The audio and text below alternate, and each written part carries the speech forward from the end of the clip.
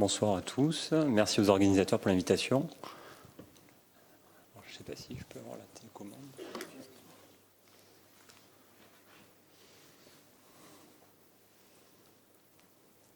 Est-ce qu'on peut afficher mon diaporama, s'il vous plaît? Voilà.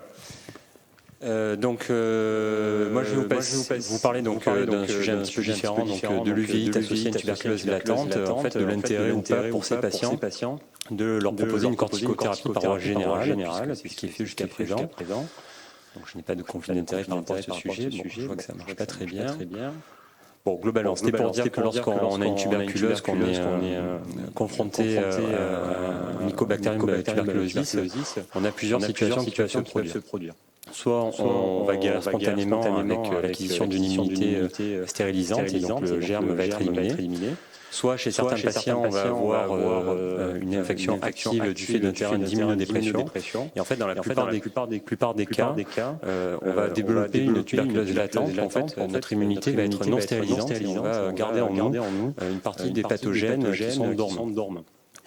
Chez certains patients, avec l'âge ou la prise de traitement immunodépresseur, on va avoir une activation de cette tuberculose, ce qui va aboutir donc dans deux situations, soit une primo-infection de tuberculose chez des patients qui vont être atteints au niveau pulmonaire avec une dissémination hématogène et lymphatique, ou chez certains patients, une réactivation plutôt immunitaire avec des phénomènes d'hypersensibilité, ce qui va aboutir à deux tableaux cliniques. Un tableau où on va avoir des patients qui sont bacillifères, qui ont une tuberculose maladie et dans lesquels on va retrouver du pathogène dans les prélèvements qu'on va faire. Ou alors, donc ça c'est une situation qui est rare dans les pays développés, ou alors une situation plus fréquente dans nos pays développés comme en France, où on aura finalement une réaction qui sera plutôt immunitaire, avec une efficacité des corticoïdes chez ces patients, pour lesquels on n'arrivera pas à mettre en évidence directement des pathogènes dans nos prélèvements. Donc comment on fait un diagnostic de tuberculose oculaire? Ça reste un faisceau d'argument, donc on se base toujours évidemment sur des éléments cliniques à l'interrogatoire et grâce aux examens radiologiques. On va utiliser également tous les prélèvements qui permettent de mettre en évidence les pathogènes, que ce soit par de la biologie moléculaire, par des prélèvements bactériologiques plus classiques, ou voire par des examens histologiques. Et enfin, on va utiliser des examens immunologiques avec l'intradermal réaction à la tuberculine, ou plus récemment les tests de détection de l'interféron gamma, les tests IGRA. Donc on a plusieurs situations cliniques et c'est ça qui fait un petit peu la difficulté de cette maladie. Lorsqu'on a une inflammation oculaire qui peut être compatible avec une tuberculose, on va avoir soit dans certains cas un diagnostic de certitude parce qu'on va mettre en évidence le pathogène à l'intérieur de l'œil avec un tableau d'inflammation oculaire. Et on va parler donc d'inflammation oculaire à tuberculose certaine.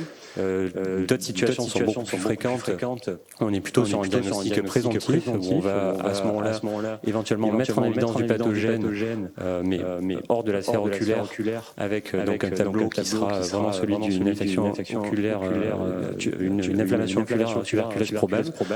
Plus rarement, il n'y a pas les images, ça ne marche pas très bien. Ou plus généralement donc des séquelles en fait de tuberculose en imagerie au niveau thoracique ou des signes de tuberculose extrapulmonaire avec des tests immunologiques qui vont être positifs. On parlera alors aussi d'inflammation oculaire tuberculeuse probable et dans certains cas où on n'a pas forcément le test immunologique qui est positif, on pourra parler aussi d'inflammation oculaire à tuberculose qui sera cette fois-ci possible.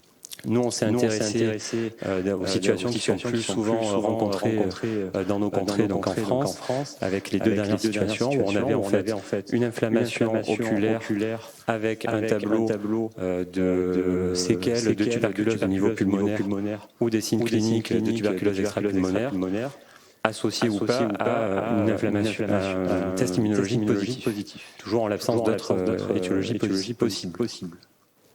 Donc on a fait une étude rétrospective de cohorte au CHU de Nice entre janvier 2004 et octobre 2018 où étaient diagnostiqués des uvéites granulomateuses avec ou sans œdème maculaire associé ou alors des œdèmes maculaires associés, isolés, un test immunologique positif. On éliminait chez ces patients Ça ne marche pas très bien toujours. On a éliminé chez ces patients une infection tuberculeuse active ou alors des patients qui avaient déjà été traités pour une tuberculose. Et on a éliminé également les autres diagnostics ophtalmologiques ou systémiques qui pouvaient ressembler à cela. Tous les patients avaient une imagerie thoracique. On effectuait des prélèvements dès qu'on suspectait une maladie active avec des lavages bronchoalvéolaires ou des béquilles crachats pour mettre en évidence le germe. Notre but étant d'éliminer en fait la présence du germe. Et un bilan sanguin exhaustif pour éliminer les diagnostics différentiels. On prenait tous les traitements qu'avaient eu les patients, donc que ce soit la cortisone par voie locale, topique, les injections sous-conjonctivales, les injections latérobulbaires, le recours à l'implant d'hexaméthasone en intravitréen et les traitements par voie générale de la corticothérapie. Et enfin, les traitements qui étaient utilisés pour traiter la tuberculose, donc qui consistaient en l'association de 3 ou 4 médicaments antituberculeux pendant 2 mois, suivis d'une bithérapie d'isoniazide et de rifampicine pendant 7 mois. Donc on a regardé en fait l'inflammation oculaire chez ces patients et leur acuité visuelle à 3 mois après la fin de ce traitement pour parler de rémission dans la nouvelle nomenclature ou de guérison à 2 ans après l'arrêt du traitement. Donc 32 patients étaient éligibles sur cette période, on a dû en exclure une douzaine, avec 20 patients inclus, 14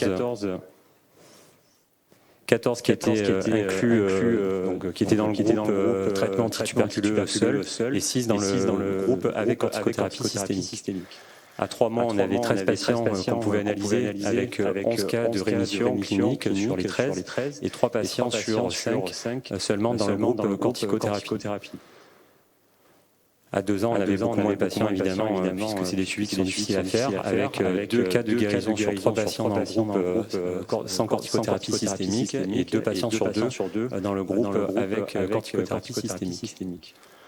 Donc c'est plutôt ça qui est intéressant de voir. Donc ce tableau 1, ce qui nous apprend, c'est que finalement il y avait quand même plus de paluvéites dans le groupe avec corticothérapie systémique, au-delà du fait que les échantillons n'étaient pas comparables entre les deux groupes, le nombre de patients, ce qui se reflétait également sur l'acuité visuelle. Donc on pouvait penser que finalement les gens qui avaient bénéficié d'une corticothérapie systémique étaient susceptibles d'être plus sévères.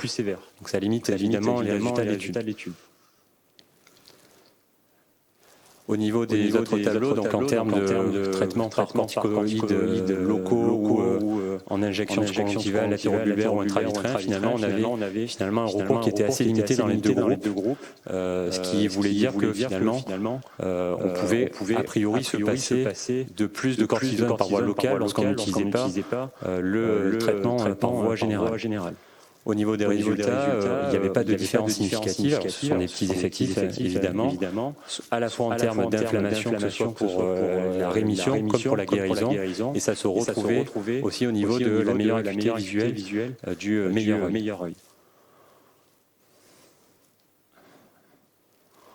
Voilà, donc c'est une petite étude, ça prouve juste qu'il est possible pour certains patients, probablement sélectionnés, qu'il est possible donc de ne pas utiliser la corticothérapie par voie générale pour certains d'entre eux, que ce soit à la fois sur des résultats d'inflammation et de fonction visuelle, mais il faudra évidemment faire d'autres études prospectives de plus grande ampleur.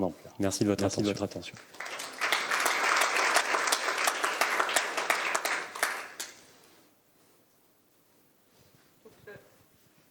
L'intérêt, c'était de montrer que vous pouviez vous passer de la corticothérapie par voie systémique pour essayer que ça soit moins lourd ou Oui, exactement. C'est qu'on a, en fait, je suis passé un petit peu vite dans le tableau 1, mais on a aussi des patients qui sont diabétiques des fois, et pour lesquels la corticothérapie par voie générale peut avoir des conséquences assez difficiles pour eux. Et c'est vrai qu'on s'est rendu compte que pour certains d'entre eux, peut-être qu'ils sont moins sévères que ceux qui avaient de la corticothérapie par voie systémique, on peut s'en passer et avec finalement des résultats qui sont similaires. Merci beaucoup pour ce superbe topo. Et donc après, nous avons présentation de la série Illuvien par Stéphanie Bailey.